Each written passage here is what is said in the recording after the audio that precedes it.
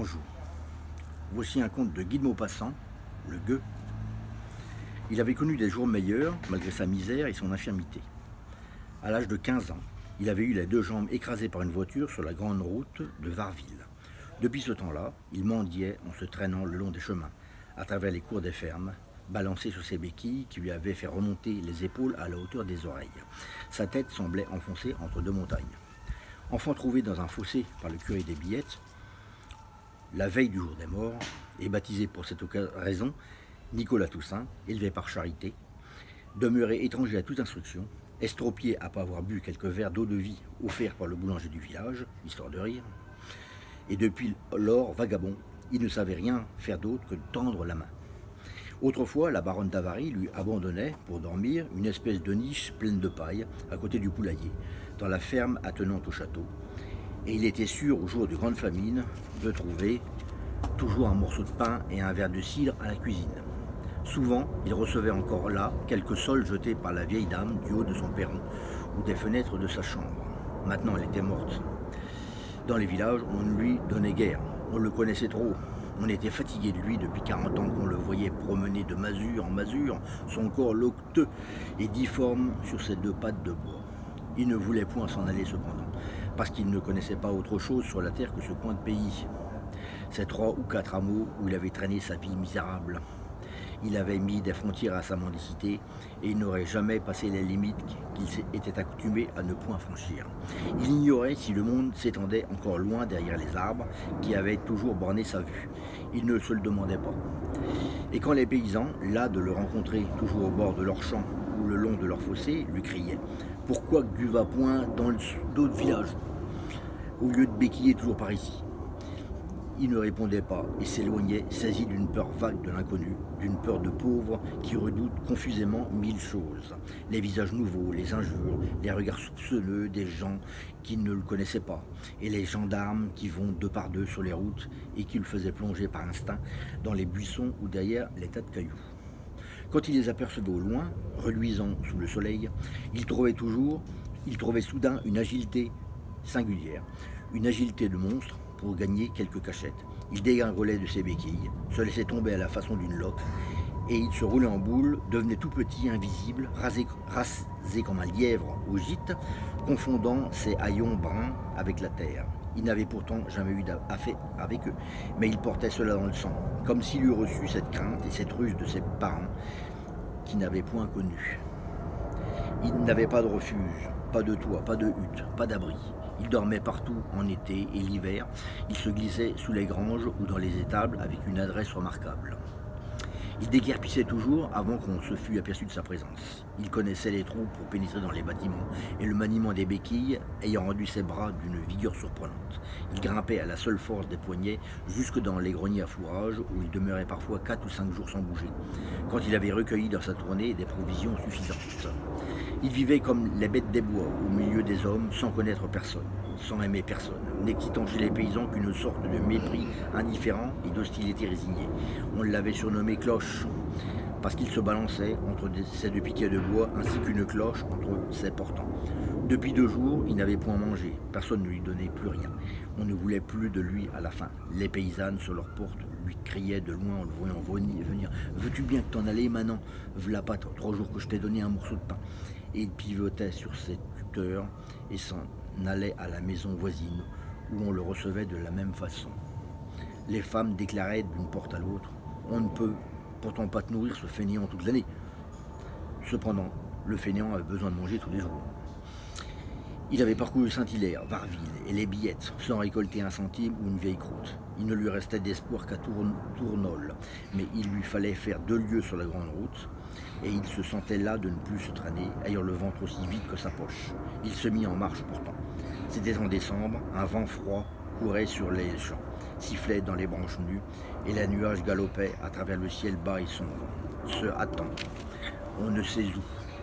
L'estropié allait lentement, déplaçant ses supports l'un après l'autre d'un effort pénible, en se calant sur la jambe tordue qui lui restait, terminée par un pied beau et chaussé d'une loque. De temps en temps, il s'asseyait sur le fossé et se reposait quelques minutes. La faim jetait une détresse dans son âme confuse et lourde. Il n'avait qu'une idée, manger, mais il ne savait par quel moyen. Pendant 3 heures, il peina sur le long chemin. Puis quand il aperçut les arbres du village, il hâta ses mouvements. Le premier paysan qu'il rencontra et auquel il demanda l'aumône lui répondit: Te revoilà encore, vieille pratique, nous ne serons donc jamais débarrassés de toi. Et Cloche s'éloigna. De porte en porte, on le redouilla, on le renvoya sans lui donner rien, sans rien lui donner. Il continua cependant sa tournée, patient et obstiné, il ne recueillait pas un sou. Alors il visita les fermes, déambulant à travers les terres molles de pluie, tellement exténué qu'il ne pouvait plus lever ses bâtons. On le chassa de partout. C'était un de ces jours froids et tristes où le cœur se serre, où les esprits s'irritent, où l'âme est sombre, où la main ne s'ouvre ni pour donner ni pour secourir. Quand il eut fini la visite de toutes les maisons qu'il connaissait, il alla s'abattre au coin d'un fossé, le long de la cour de Maître Chiquet. Il se décrocha, comme on disait pour s'exprimer quand il laissait tomber entre ses autres béquilles en les faisant glisser sous ses bras. Et il resta longtemps immobile, torturé par la faim, mais trop brut pour bien pénétrer son insondable misère. Il attendait on ne sait quoi de cette vague attente qui demeure constamment en nous. Il attendait au coin de cette cour, sous le vent glacé, l'aide mystérieuse qu'on espère toujours du ciel ou des hommes, sans se demander comment, ni pourquoi, ni par qui elle pourrait arriver. Une bande de poules noires passait, cherchant sa vie dans la terre qui nourrit tous les êtres.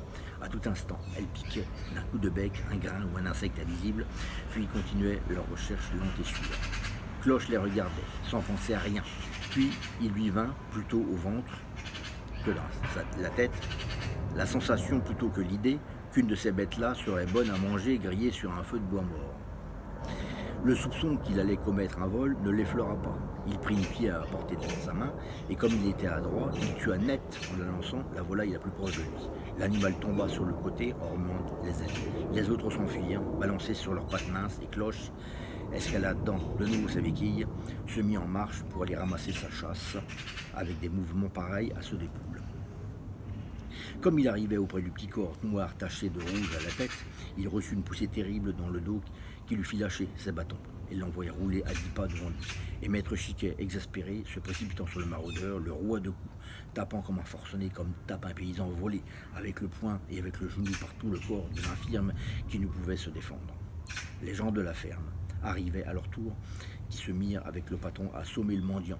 Puis quand ils furent las de le battre, ils le ramassèrent et l'emportèrent, et l'enfermèrent dans le bûcher pendant qu'on allait chercher les gendarmes.